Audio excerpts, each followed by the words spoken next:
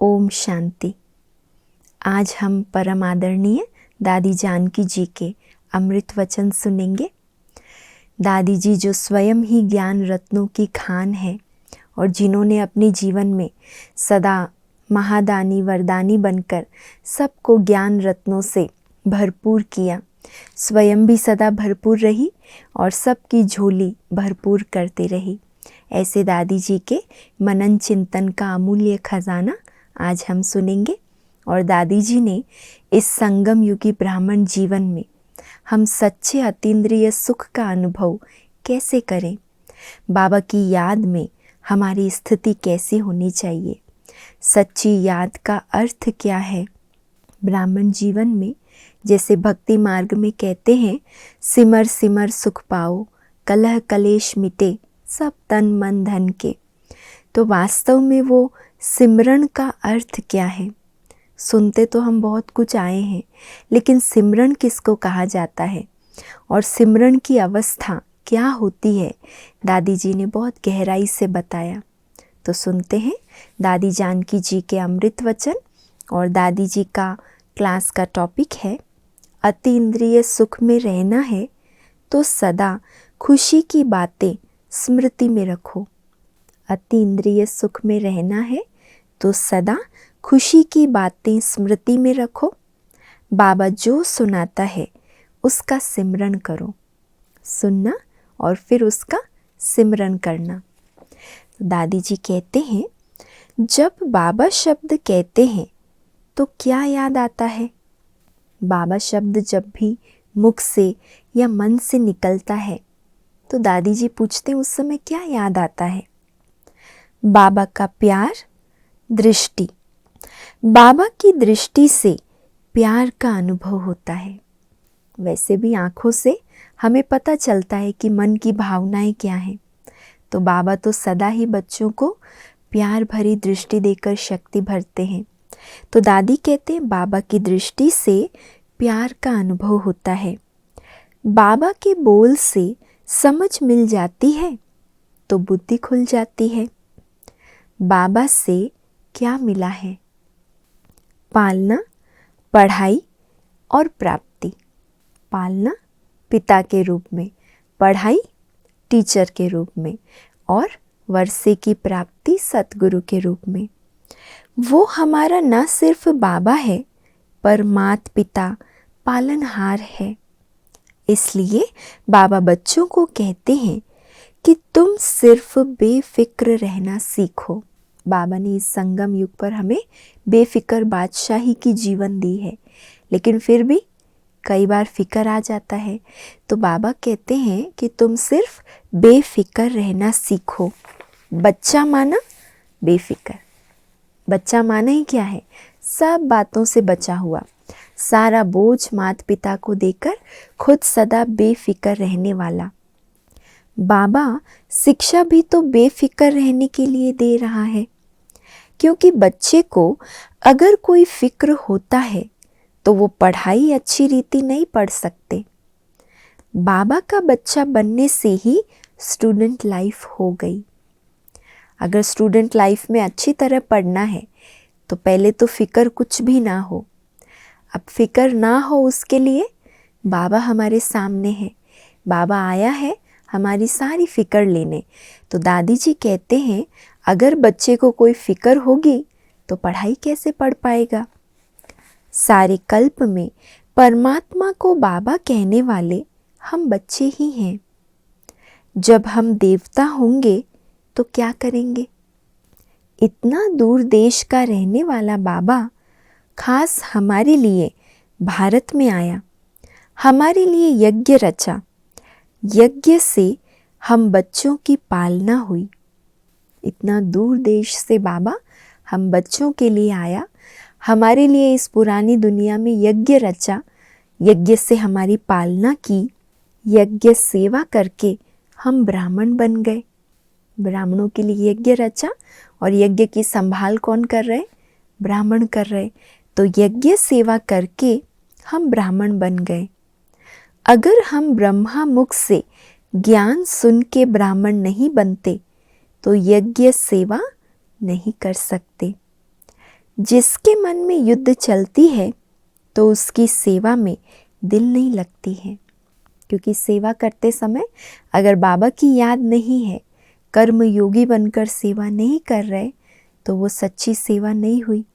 मन में अगर किसी भी प्रकार का युद्ध है तो सेवा नहीं कर सकते।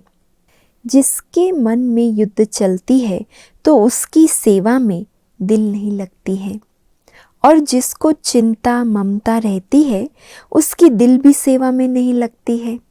बहुत गहरी बात दादी बता रहे। कोई कुछ भी किसी तरह की भी यज्ञ सेवा ना करे, सिर्फ यज्ञ से खाता रहे, उसको यज्ञ के ब्रह्मा भोजन की ताकत नहीं मिलती।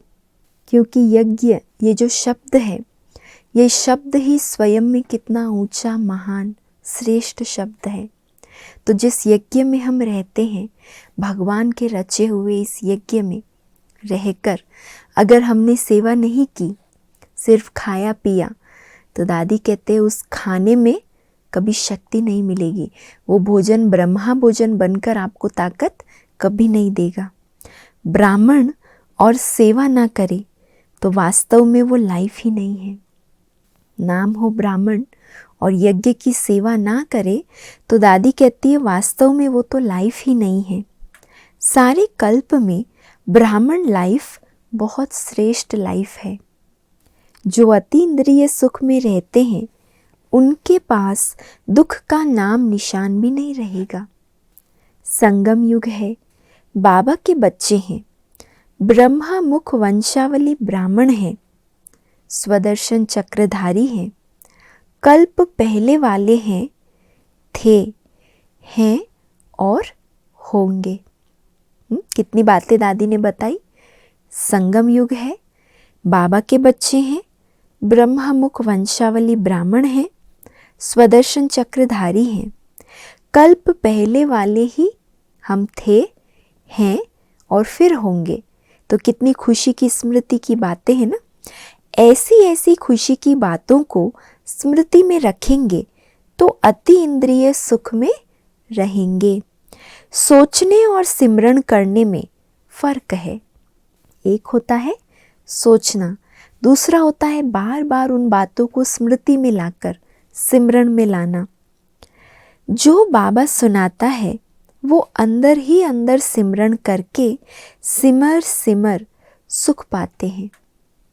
जो सिमरन करेंगे क्या होगा, उनको बार बार अंदर वो सिमरन करेंगे और अति इंद्रिय सुख का अनुभव करते रहेंगे।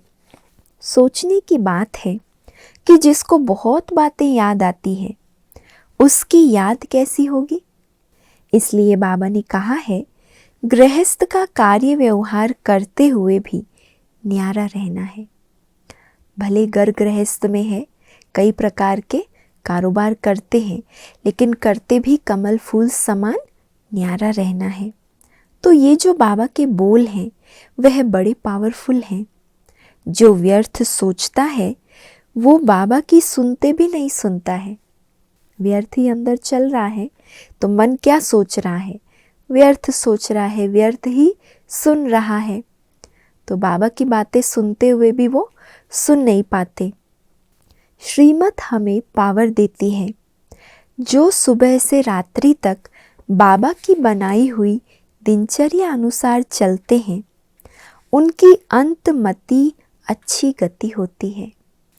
तो ब्राह्मणों को एक चाहिए मुरली, दूसरा आपस में बहुत प्यार चाहिए।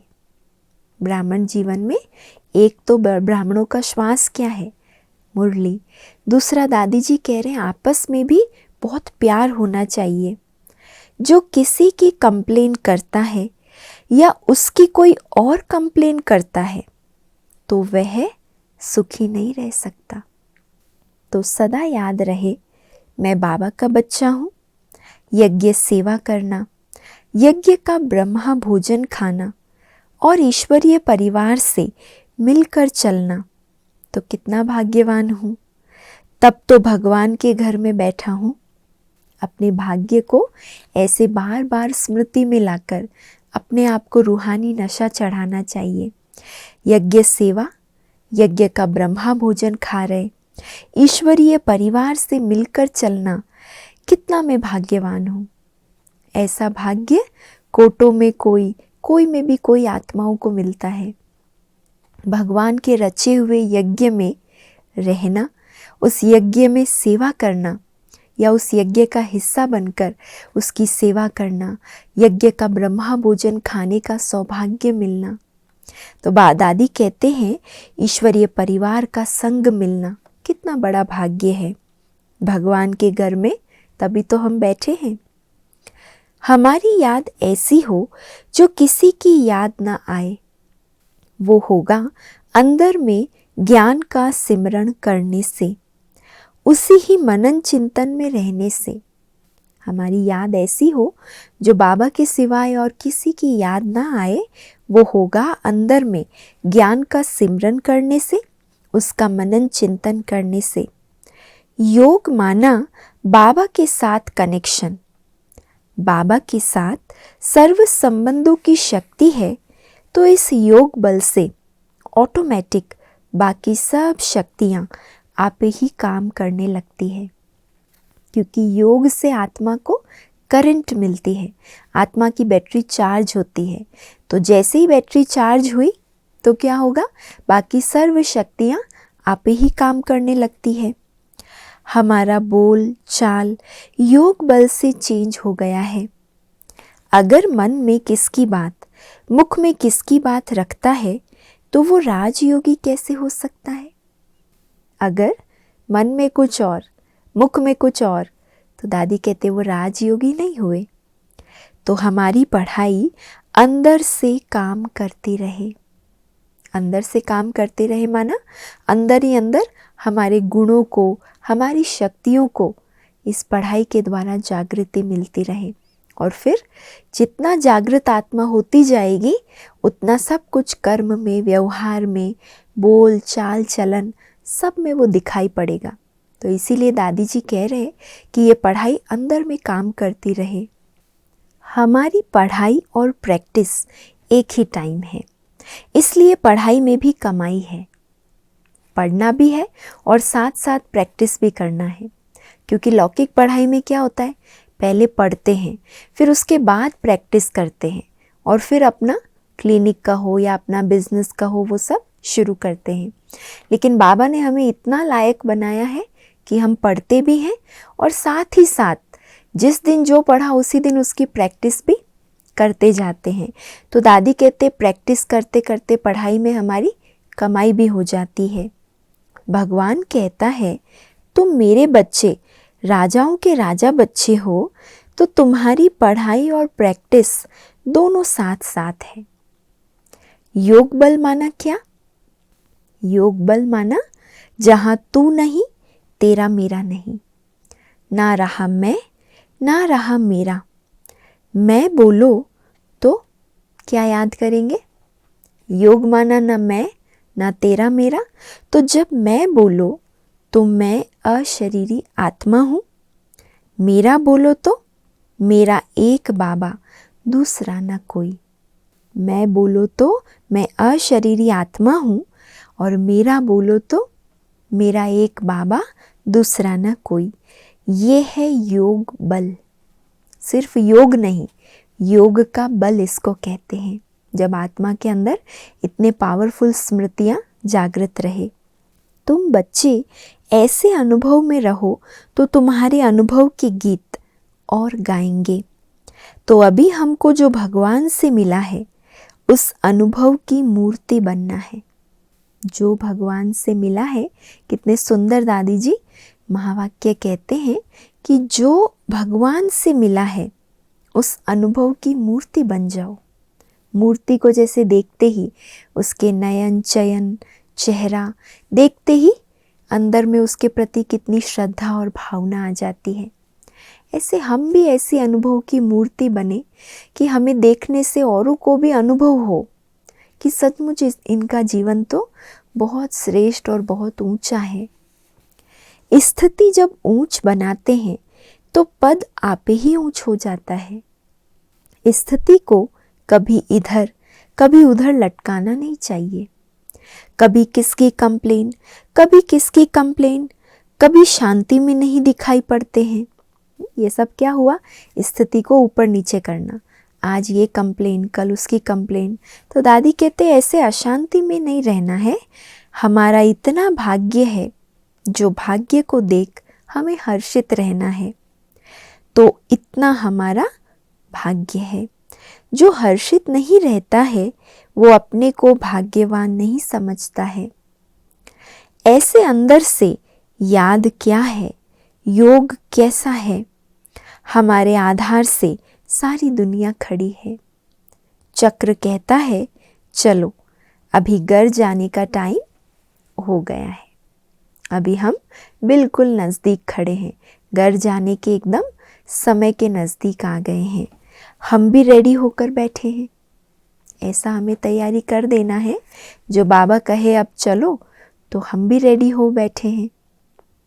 इसलिए दादी ने हमें कितने सारे चेकिंग की बातें बताई कि अंदर में चेक करो हमारा योग कैसा है, याद किस अवस्था में हम करते हैं। राजयोगी, जिसको दादी ने कहा अंदर एक बाहर दूसरा, उसको राजयोगी नहीं कहेंगे। सच्चा साफ दिल है ना। योग युक्त कैसे रहना है, न मैं न तेरा न मेरा, मैं अशरीरी आत्मा हूँ, मेरा एक बाबा दूसरा न कोई। इसको ही कहेंगे योग का बल। राजयोगी, योगी कभी किसकी कंप्लेन नहीं करेंगे, कभी अपनी अवस्था को ऊपर नीचे नहीं करेंगे, लेकिन जो बाबा ने सुनाया, जो कहा, उसका अंदर ही अंदर सिमरण करते करते उसका स्वरूप बन जाएंगे। और विशेष दादी ने जो पढ़ाई के लिए कहा कि हमारी पढ़ाई इतनी वंडरफुल है, पढ़ना भी और प्रैक्टिस करना दोनों एक साथ है। तो आज पढ़ा और आज ही प्रैक्टिस अगर कर लेंगे तो हमारी कमाई उसी दिन जमा हो जाएगी। तो ऐसा भाग्य, यज्ञ सेवा मिलना, यज्ञ का ब्रह्मा भोजन खाना, ईश्वरीय परिवार का, होली हंसों का, ब्राह्मणों का संग मिलना, इससे बड़ा भाग्य और क्या है। तो ये सब जो भी दादी जी ने हमें अतीन्द्रिय सुख में रहने के लिए खुशी की बातें बताई है, उनको हम ज़रूर अंदर ही अंदर सिमरण करके स्वरूप में लाएंगे और अनुभव की मूर्ति ज़रूर बनकर दिखाएं। इसी लक्ष्य से हम दादी जी की ये बातों को जीवन में धारण करें। अच्छा, ओम शांति।